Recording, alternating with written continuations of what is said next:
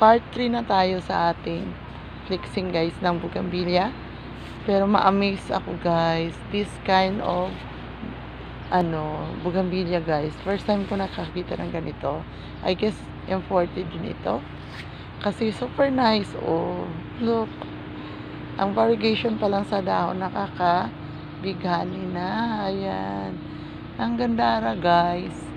As you can see, bigger yung kanyang pabilog, pa-heart. Ayan, pa-heart shape. Look. Heart shape yan. Tapos kapag nagtatagal, nagkakaroon ng ibang color. Variegated siya guys. Ayan, bigger ito. Ayan, siya kaganda. Pero, wala pa lang siyang flowers. Kaya hindi natin alam kung ano talaga ang flowers. Hindi ko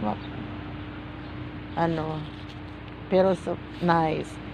Ayan malaki din yung puno. O diba? Super gandara naman ito. Tapos ang stem niya is orange. Yan. Orange yung stem niya. Tapos ang kanyang leaves kapag bago pa lang ganito. Ganyan.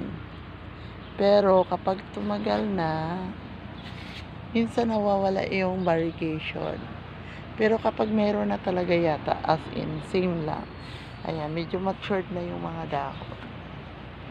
Ayan. Thank you everyone.